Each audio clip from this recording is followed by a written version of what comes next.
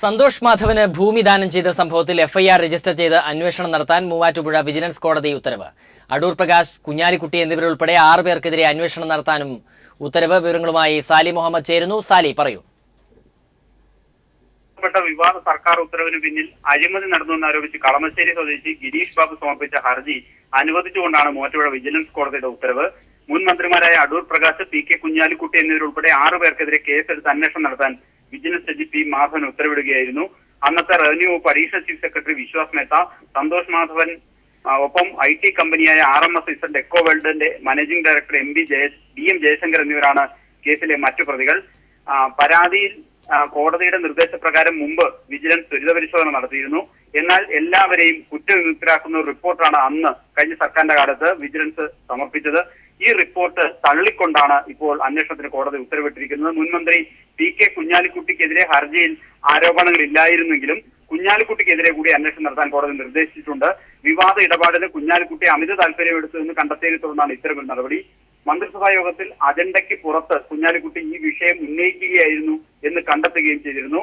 ഇതിന്റെ ഒരു ചരിത്രം ഇങ്ങനെയാണ്. എറണാകുളം, തൃശൂർ ജില്ലകളിലായി സന്തോഷ് മാധവന്റെ ഉടമസ്ഥതയിലുള്ള 130 ഏക്കർ ഭൂമിക്ക് ഭൂപരിഷ്കരണ നിയമത്തിൽ ഇളവ് നൽകി ഇറങ്ങിയ ഒരു ഉത്തരവാണ് വിവാദത്തിനും പരാതിക്കും ഒക്കെ ആധാരമായത്. കഴിഞ്ഞ സർക്കാരിന്റെ അവസാന മന്ത്രിസഭാ യോഗത്തിലെ കടുംവെട്ട് തീരുമാനങ്ങളിൽ ഒന്നായിരുന്നു ഇത്. പിന്നീട് പിൻവലിച്ചെങ്കിലും വലിയ വിവാദവും സമരങ്ങളും ഒക്കെ നടന്നു.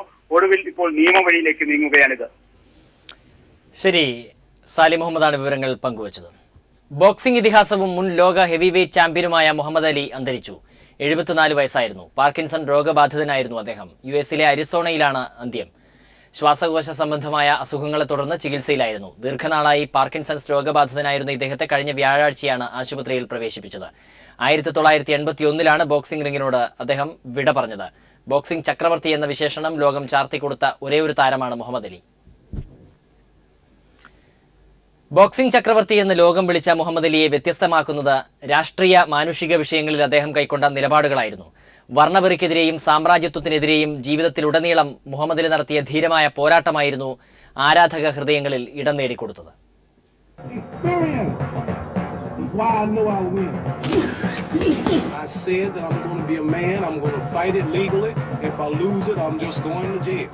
ഒരു കായിക താരത്തിൽ നിന്ന് അധിനിവേശ രാഷ്ട്രീയത്തിന്റെ പ്രതിരോധകൻ എന്ന നിലയിലുള്ള വളർച്ചയാണ് മുഹമ്മദ് അലി എന്ന കാഷ്യസ് ക്ലേയെ ലോകം വാഴ്ത്തുന്നവനാക്കിയത്.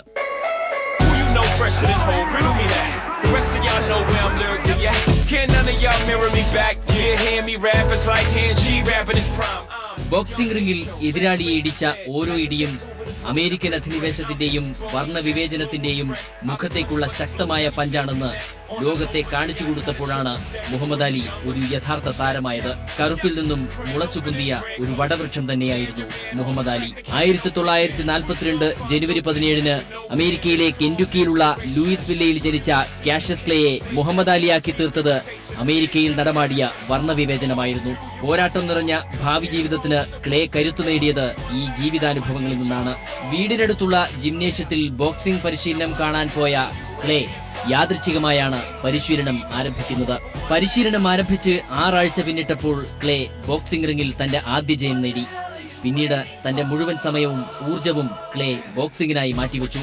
18 വയസ്സായപ്പോഴേക്കും അദ്ദേഹം 108 അമേച്വർ ബോക്സിംഗ് മത്സരങ്ങളിൽ പങ്കെടുത്തു കഴിഞ്ഞിരുന്നു. കെന്റുക്കി ഗോൾഡൻ ഗ്ലൗസ് ടൂർണമെന്റ് കിരീടം 6 തവണയും നാഷണൽ ഗോൾഡൻ ഗ്ലൗസ് ടൂർണമെന്റ് കിരീടം 2 തവണയും നേടി. 1960 കാഷ്യസ് ക്ലേ റോം ഒളിമ്പിക്സിലേക്ക് തെരഞ്ഞെടുക്കപ്പെട്ടു. ഒളിമ്പിക്സിൽ എതിരാളികളെ നിലം പരിശാക്കി ക്ലേ അനായാസം ഫൈനലിലെത്തി. 3 തവണ യൂറോപ്യൻ ചാമ്പ്യനും 1956 ഒളിമ്പിക്സിൽ വെങ്കല മെഡൽ ജേതാവുമായ സിഗ്നു പിയാട്രിഗോസ്കിയായിരുന്നു ഫൈനലിൽ എതിരാളി. എങ്കിലും 3ാമത്തെ റൗണ്ടിൽ തന്നെ ക്ലേ വിജയിച്ചു. വെള്ളക്കാർക്ക് മാത്രമെന്ന് രേഖപ്പെടുത്തിയ റെസ്റ്റോറന്റിൽ മുഹമ്മദ് അലിക്ക് സേവനം നൽകാത്തതിൽ പ്രതിഷേധിച്ച് അദ്ദേഹം ഒളിമ്പിക് ഗോൾഡ് മെഡൽ ഓഹിയോ നദിയിലേക്ക് വലിച്ചെറിഞ്ഞു. മനുഷ്യനെ ഒന്നായി കാണാൻ കഴിയാത്ത ഭരണകൂടത്തോടുള്ള പ്രതികാരമായിരുന്നു അത്. അമേരിക്കയുടെ വിയറ്റ്നാം അധിനിവേശ സേനയിൽ അംഗമാകണമെന്നാവശ്യപ്പെട്ട് അമേരിക്കൻ സർക്കാർ അയച്ച കത്ത് സ്വീകരിക്കാതെ അതിന് വികാരനിർഭരമായ മറുപടിയാണ് അദ്ദേഹം അയച്ചത്. ഇതേ തുടർന്ന് അമേരിക്കൻ സർക്കാർ അദ്ദേഹത്തെ അറസ്റ്റ് ചെയ്തു. $10,000 പിഴയിട്ട് 5 വർഷത്തെ തടവ് ശിക്ഷയ്ക്ക് വിധിച്ചു. പ്രതികാരം തീർക്കാൻ അമേരിക്കൻ സ്പോർട്സ് കൗൺസിലിലെ അദ്ദേഹത്തിന്റെ അംഗത്വം നീക്കം ചെയ്തു. തനിക്കറിയാവുന്ന തൊഴിൽ നഷ്ടമായതോടെ മുഹമ്മദ് അലിക്ക് നിത്യവൃത്തിക്ക് വകയില്ലാതായി. എങ്കിലും പണത്തിനും പ്രശസ്തിക്കും മുൻഗണന നൽകാതെ ആദർശത്തിൽ ഉറച്ചുനിന്ന് കറുത്തവർഗക്കാരായ അമേരിക്കൻ ആഫ്രിക്കൻ വംശജരുടെ മോചനത്തിനു വേണ്ടി ക്ലേ പ്രവർത്തിച്ചുകൊണ്ടേയിരുന്നു. News desk. ജിഷ വധക്കേസ് അന്വേഷണം വിലയിരുത്തുന്നതിനായി DGP ലോക്നാഥ് ബെഹ്റ പെരുമ്പാവൂരിലെത്തും. അന്വേഷണത്തിന് നേതൃത്വം നൽകുന്ന ADGP B സന്ധ്യ ഉൾപ്പെടെയുള്ള ഉദ്യോഗസ്ഥരുമായി DGP ചർച്ച നടത്തും. ജിഷയുടെ കുറുപ്പമ്പടിയിലെ വീടും DGP ബെഹ്റ സന്ദർശിച്ചേക്കും. ജിഷ വധക്കേസ് അന്വേഷണത്തിൽ നേരിട്ട് മേൽനോട്ടം വഹിക്കുമെന്ന് DGP ആയി ചുമതലയേറ്റ ശേഷം ബെഹ്റ പറഞ്ഞിരുന്നു. ജിഷയുടെ അമ്മ രാജേശ്വരി തന്റെ വീട്ടിൽ ജോലിക്ക് നിന്നിട്ടില്ലെന്ന PP തങ്കച്ചന്റെ വാദം പച്ചക്കള്ളമെന്ന് ജിഷയുടെ പിതാവ് പാപ്പു. വർഷങ്ങൾക്ക് മുൻപ് രാജേശ്വരി തങ്കച്ചന്റെ വീട്ടിൽ മാസങ്ങളോളം ജോലി ചെയ്തിരുന്നതായി പാപ്പു പറഞ്ഞു.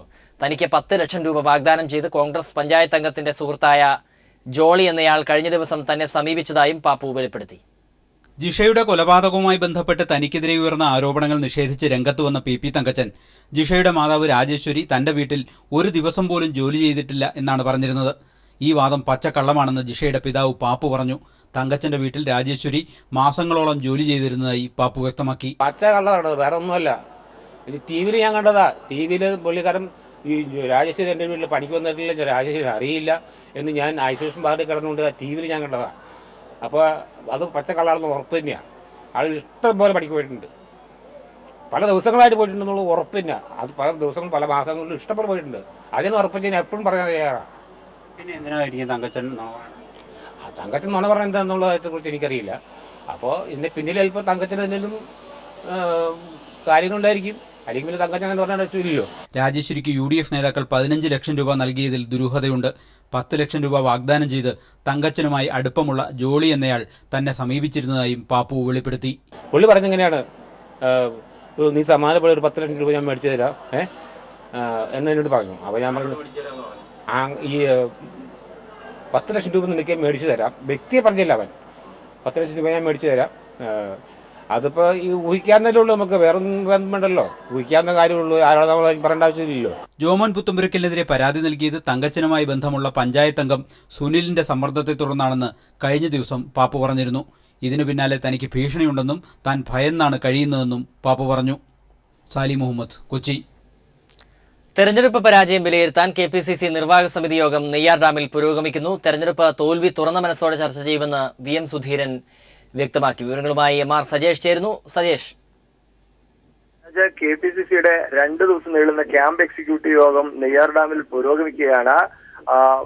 ഇന്നത്തെ യോഗത്തിന് ചില പ്രത്യേകതകളുണ്ട്. സാധാരണഗതിയിലുള്ള KPCC യോഗം പോലെ വാർത്തകൾ പുറത്തു വരാതിരിക്കുന്നതിനുള്ള പ്രത്യേക നിരീക്ഷണ സംവിധാനങ്ങൾ പോലും മുറിക്കകത്ത് പിടിപ്പിച്ചിട്ടുണ്ടെന്നാണ് മനസ്സിലാക്കാൻ കഴിയുന്നത്. എന്നാൽ നേരത്തെ നമുക്ക് ലഭിച്ച സൂചനകൾ അനുസരിച്ച് കർശനമായ വിമർശനം VM സുധീരനെതിരെ ഇന്നത്തെ യോഗത്തിൽ ഉയരും. പ്രധാനപ്പെട്ട ഗ്രൂപ്പ് നേതാക്കൾ എല്ലാവരും അത്തരം ഒരു ധാരണയിലാണ്. പ്രതിപക്ഷ നേതാവ് എന്ന നിലയിലാണ് തെരഞ്ഞെടുപ്പിന് തൊട്ടു മുമ്പ് പോലും KPCC അധ്യക്ഷൻ പ്രവർത്തിച്ചത്. ചില സ്ഥാനാർത്ഥികളെ കളങ്കിതരാക്കുന്ന തരത്തിൽ പ്രസ്താവനകൾ നടത്തി, അഴിമതി ആരോപണങ്ങൾ ഉന്നയിച്ച് സർക്കാരിനെ മുൾമുനയിൽ നിർത്തി തുടങ്ങിയ പരാതികളാണ് ഗ്രൂപ്പ് നേതൃത്വത്തിനുള്ളത്. അതേസമയം അവസാന കാലത്തുണ്ടായ അഴിമതിയാണ് തെരഞ്ഞെടുപ്പിലെ പരാജയത്തിന് കാരണമെന്ന മറുവാദത്തിൽ സുധീരൻ അനുകൂലികളും ഉറച്ചു നിൽക്കുന്നു. ഇക്കാര്യത്തിൽ തർക്കങ്ങൾ യോഗത്തിൽ ഉണ്ടായേക്കും. AK ആന്റണി ഇന്നത്തെ യോഗത്തിൽ പങ്കെടുക്കുന്നുണ്ട്. AK ആന്റണിയുടെ സാന്നിധ്യം വിമർശനങ്ങൾക്ക് മൂർച്ച കുറച്ചുവെന്ന് പ്രതീക്ഷ സുധീരൻ പക്ഷത്തിനുണ്ട്. എന്നാൽ അങ്ങനെ ആയിരിക്കില്ല കാര്യങ്ങൾ. കടുത്ത വിമർശനം തന്നെ ഉയർന്നേക്കും. MM Hasan, KC Joseph, K Babu, VD Satheesan തുടങ്ങിയ മുതിർന്ന നേതാക്കൾ എല്ലാവരും തന്നെ KPCC അധ്യക്ഷനെ വിമർശിക്കാൻ സാധ്യതയുണ്ട്. KPCC അധ്യക്ഷ പദത്തിൽ മാറ്റം വേണമെന്നും ചില നേതാക്കൾ ഇന്നത്തെ യോഗത്തിൽ ആവശ്യപ്പെടും. ഷാനിമോൾ ഉസ്മാൻ ഇന്നത്തെ യോഗത്തിൽ നിന്ന് വിട്ടുനിൽക്കുകയാണ്. കഴിഞ്ഞ KPCC യോഗത്തിൽ വനിതകൾക്ക് വേണ്ടത്ര പ്രാതിനിധ്യം കിട്ടുന്നില്ല എന്ന കാര്യത്തിൽ കൂടുതൽ ചർച്ചകൾക്ക് ഷാനിമോളിനെ അനുവദിച്ചിരുന്നില്ല KPCC അധ്യക്ഷൻ. അതിൽ പ്രതിഷേധിച്ച് ഇറങ്ങിപ്പോവുകയും ചെയ്തിരുന്നു. അതിന്റെ തുടർച്ചയായി ഇന്ന് മുഴുവൻ സ്ഥാനാർത്ഥികളും പങ്കെടുക്കുന്ന ഈ യോഗത്തിൽ, KPCC ഭാരവാഹികളും പങ്കെടുക്കുന്ന യോഗത്തിൽ ഷാനിമോൾ പങ്കെടുക്കുന്നില്ല. കാരണം തൽക്കാലം പറയുന്നില്ല, ഞാൻ മാറി നിൽക്കുന്നുവെന്നാണ് ഷാനിമോൾ പ്രതികരിച്ചിട്ടുള്ളത്. ഉത്തർപ്രദേശിലെ മധുരയിൽ സംഘർഷത്തിൽ മരിച്ചവരിൽ പ്രക്ഷോഭത്തിന് നേതൃത്വം നൽകിയ രാം ബ്രിക്ഷ് യാദവും കൊല്ലപ്പെട്ടതായി സംശയം. നേതാവ് രക്ഷപ്പെട്ടിട്ടുണ്ടെങ്കിൽ അറസ്റ്റ് ചെയ്യാൻ പ്രത്യേക അന്വേഷണ സംഘത്തെ നിയോഗിക്കുമെന്നും ഉത്തർപ്രദേശ് പോലീസ് DGP വ്യക്തമാക്കി. അതേസമയം മധുര സംഘർഷത്തിനിടെ സിനിമാ ചിത്രീകരണ രംഗം ട്വിറ്ററിൽ പോസ്റ്റ് ചെയ്ത് വിവാദത്തിലായ സ്ഥലം MP ഹേമ മാലിനി പരിക്കേറ്റവരെ സന്ദർശിച്ചു. സംഭവത്തിൽ CBI അന്വേഷണം വേണമെന്നും ഹേമ മാലിനി ആവശ്യപ്പെട്ടു. ജവഹർബാഗിൽ കൊല്ലപ്പെട്ട 24 പേരിൽ 4 മൃതദേഹങ്ങൾ തിരിച്ചറിയാനായിട്ടില്ല. ഇവരിൽ പ്രക്ഷോഭത്തിന് നേതൃത്വം നൽകിയ രാംവൃക്ഷ് യാദവും ഉൾപ്പെട്ടിട്ടുണ്ടെന്നാണ് പോലീസ് സംശയിക്കുന്നത്. അന്തരിച്ച ആൾദൈവം ബാബ ജയ് ഗുരുദേവിന്റെയും നേതാജിയുടെയും അനുയായികളെന്ന് അവകാശപ്പെട്ട വൈചാരിക് ക്രാന്തി സത്യാഗ്രഹ സംഘടനയുടെ നേതാവാണ് രാംവൃക്ഷ് യാദവ്. സമരങ്ങൾക്ക് നേതൃത്വം നൽകിയ രാംവൃക്ഷ് യാദവ് രക്ഷപ്പെട്ടിട്ടുണ്ടെങ്കിൽ കണ്ടെത്താൻ പ്രത്യേക അന്വേഷണ സംഘത്തെ നിയോഗിക്കുമെന്നും DGP വ്യക്തമാക്കി. ജവഹർബാഗ് പാർക്കിൽ സംഘർഷത്തിന് അയവ് വന്നിട്ടുണ്ട്. പ്രക്ഷോഭം നടത്തിയ മുഴുവൻ ആളുകളെയും പോലീസ് അറസ്റ്റ് ചെയ്ത് മാറ്റിയിരിക്കുകയാണ്. അതേസമയം മധുരയിൽ വൻ സംഘർഷം നടക്കുമ്പോഴും അവിടുത്തെ ലോക്സഭാ അംഗവും നടിയുമായ ഹേമ മാലിനി തന്റെ സിനിമാ ചിത്രീകരണ രംഗങ്ങൾ ട്വിറ്ററിൽ പോസ്റ്റ് ചെയ്തതിലുള്ള പ്രതിഷേധം പുകയുകയാണ്. സ്വന്തം മണ്ഡലത്തിലെ വൻ സംഘർഷം പോലും അറിയാത്ത ഹേമ മാലിനി BJPയുടെ യഥാർത്ഥ മുഖമാണ് വ്യക്തമാക്കുന്നതെന്ന് കോൺഗ്രസ് ആരോപിച്ചു. എന്നാൽ യഥാർത്ഥ പ്രശ്നത്തിൽ നിന്ന് വഴിതിരിച്ചു വിടുകയല്ല വേണ്ടതെന്നും 48 മണിക്കൂർ കഴിഞ്ഞിട്ടും മുഖ്യമന്ത്രി അഖിലേഷ് യാദവ് സ്ഥലത്തെത്താത്തത് എന്താണെന്നും ഹേമ മാലിനി പ്രതികരിച്ചു. സംസ്ഥാനത്തെ ക്രമസമാധാനം സംരക്ഷിക്കുന്നതിൽ സംസ്ഥാന സർക്കാർ പരാജയപ്പെട്ടെന്നും സംഭവത്തിൽ CBI അന്വേഷണം വേണമെന്നും ഹേമ മാലിനി ആവശ്യപ്പെട്ടു. News bureau, Delhi. മലബാറിന്റെ വികസനത്തിന് പ്രത്യേക പരിഗണന നൽകുമെന്ന് മുഖ്യമന്ത്രി പിണറായി വിജയൻ. സ്ത്രീ സുരക്ഷയ്ക്കായി ഫലപ്രദമായ നടപടി സർക്കാർ സ്വീകരിക്കുമെന്നും അദ്ദേഹം പറഞ്ഞു. മുഖ്യമന്ത്രിയായ ശേഷം ജന്മനാട്ടിലെത്തിയ പിണറായി വിജയന് നൽകിയ സ്വീകരണ യോഗത്തിൽ സംസാരിക്കുകയായിരുന്നു അദ്ദേഹം. PV ജോഷ്ല വിവരങ്ങളുമായി ചേരുന്നുണ്ട്. ജോഷ്ല, പറയൂ. ധർമ്മടം മണ്ഡലത്തിലും ജന്മനാടായ പിണറായിയിലും മുഖ്യമന്ത്രിയായ ശേഷം ആദ്യമായി എത്തുന്ന പിണറായി വിജയന് പ്രൗഢഗംഭീരമായ സ്വീകരണമാണ് ലഭിച്ചത്. പിണറായിയിൽ നടന്ന സ്വീകരണ യോഗത്തിൽ LDFന് വലിയ തോതിലുള്ള സീറ്റ് നേടി അധികാരത്തിലെത്താൻ കഴിഞ്ഞെന്നും ഞങ്ങൾ ഇതിനേക്കാൾ സീറ്റ് പ്രതീക്ഷിച്ചിരുന്നുവെന്നും അദ്ദേഹം പറയുകയുണ്ടായി. അത് അയഥാർത്ഥമായ പ്രതീക്ഷയായിരുന്നില്ല. BJPക്ക് ഒരു സീറ്റ് നൽകാൻ UDFും കോൺഗ്രസും ഒത്താശ ചെയ്തപ്പോൾ RSSും BJPയും പ്രത്യുപകാരം ചെയ്യുന്ന കാഴ്ചയാണ് സംസ്ഥാനമൊട്ടാകെ കാണാൻ കഴിഞ്ഞത്. RSS കോൺഗ്രസ് പരസ്പര ധാരണയുടെ ഫലമായിരുന്നു ഈ തെരഞ്ഞെടുപ്പ്. നേമത്ത് BJPയുടെ ശക്തി കൊണ്ടല്ല ജയിച്ചതെന്നും കോൺഗ്രസ് UDF ശക്തിക്കൊപ്പം BJP ചേർന്നാണ് ജയിച്ചതെന്നും അദ്ദേഹം പറയുകയുണ്ടായി. നേമത്ത് ബൂത്തിനകത്തിരിക്കാൻ പോലും UDFന് ആളുണ്ടായില്ലെന്നും അദ്ദേഹം പറയുകയുണ്ടായി. മാത്രമല്ല, അദ്ദേഹത്തിന്റെ വിജയത്തെക്കുറിച്ച് അദ്ദേഹം പറഞ്ഞത്, മോശമായത് എന്തൊക്കെ ചാർത്തിത്തരാനാവുമോ അതൊക്കെ ചാർത്തിത്തന്ന ആളാണ് ഞാൻ. എന്നാൽ കല്ലും നെല്ലും പതിരും തിരിച്ചറിയാനുള്ള അസാമാന്യ ബോധം ജനങ്ങൾ കാണിച്ചു എന്നതാണ് യാഥാർത്ഥ്യം. ധർമ്മടം മണ്ഡലത്തിലെ പ്രതിനിധിയെ തെരഞ്ഞെടുക്കുന്ന കാര്യത്തിൽ മാത്രമല്ല, അതേ വികാരം സംസ്ഥാനത്തൊട്ടാകെയും ജനങ്ങൾ കാണിക്കുകയുണ്ടായി എന്നും അദ്ദേഹം പറയുകയുണ്ടായി. പ്രതീക്ഷ നിറവേറ്റാൻ പ്രതിജ്ഞാബദ്ധമായ സർക്കാരാണിതെന്നും അദ്ദേഹം പറഞ്ഞു. കഴിഞ്ഞ കാലത്ത് സംഭവിച്ച തെറ്റുകൾ തിരുത്തി നേരായ രീതിയിൽ നാട് മുന്നോട്ടു പോകണമെന്നും അദ്ദേഹം പറയുകയുണ്ടായി. സ്ത്രീ സുരക്ഷാ പ്രശ്നങ്ങൾ സംബന്ധിച്ച് ജിഷയുടെ അനുഭവം നമ്മുടെ മുന്നിലുണ്ട്. ഒരു തരത്തിലും ഇനി അത് ആവർത്തിക്കാൻ പാടില്ല. സ്ത്രീ സുരക്ഷാ പ്രശ്നങ്ങൾ ഫലപ്രദമായ രീതിയിൽ നടപടികൾ സ്വീകരിക്കുമെന്നും അദ്ദേഹം പറയുകയുണ്ടായി. മാത്രമല്ല, മലബാർ മേഖല എന്നും അവഗണിക്കപ്പെടുന്ന മേഖലയാണെന്നും പ്രത്യേകമായി ശ്രദ്ധിക്കേണ്ട മേഖലയാണിതെന്നും അദ്ദേഹം പറയുകയുണ്ടായി. അതുകൊണ്ട് തന്നെ മലബാർ മേഖലയിൽ പ്രത്യേക ശ്രദ്ധയുണ്ടാകുമെന്നും വികസന കാര്യത്തിൽ പ്രത്യേക ശ്രദ്ധയുണ്ടാകുമെന്നും അദ്ദേഹം പറഞ്ഞു വെച്ചു. ശരി, PV ജോഷ്ലയാണ് വിവരങ്ങൾ പങ്കുവച്ചത്. അധോലോക കുറ്റവാളി ദാവൂദ് ഇബ്രാഹിമുമായുള്ള ബന്ധത്തിന്റെ പേരിൽ വൻ വിവാദത്തിലായ മഹാരാഷ്ട്ര റവന്യൂ മന്ത്രി ഏക്നാഥ് ഖഡ്സെ രാജിവെച്ചു. മഹാരാഷ്ട്രയിലെ പ്രമുഖ BJP നേതാവും ഫഡ്നാവിസ് മന്ത്രിസഭയിലെ രണ്ടാമനുമാണ് ഖഡ്സെ. പൂനെയിൽ കോടികൾ വിലമതിക്കുന്ന സർക്കാർ ഭൂമി ചുളുവിലയ്ക്ക് ഖഡ്സെ കൈക്കലാക്കിയിരുന്നു. വ്യവസായ വകുപ്പിന് കീഴിലുള്ള 40 ഏക്കർ വില വരുന്ന 3 ഏക്കർ ഭൂമി ഖഡ്സെ ബിനാമി പേരിൽ വാങ്ങിയെടുത്തത് 3.25 കോടി രൂപയ്ക്കാണ്. കറാച്ചിയിലെ വസതിയിൽ നിന്നുമുള്ള ദാവൂദ് ഇബ്രാഹിമിന്റെ നിരവധി ഫോൺ കോളുകൾ ഖഡ്സെയുടെ മൊബൈൽ ഫോണിലെത്തിയിരുന്നു. ഇത്തരം ആരോപണങ്ങളുടെ പേരിൽ ഖഡ്സെ കടുത്ത രാജ്യസമ്മർദ്ദം നേരിട്ടിരുന്നു. മഹാരാഷ്ട്രയുടെ മുഖ്യമന്ത്രി സ്ഥാനത്തേക്ക് വരെ BJP പരിഗണിച്ചിരുന്ന നേതാവാണ് ഏക്നാഥ് ഖഡ്സെ. തെന്നിന്ത്യയുടെ ആലാപന സൗന്ദര്യത്തിന് സപ്തതിയുടെ പിറന്നാൾ മധുരം. SP ബാലസുബ്രഹ്മണ്യത്തിന് ഇന്ന് 70 വയസ്സ് തികയുന്നു.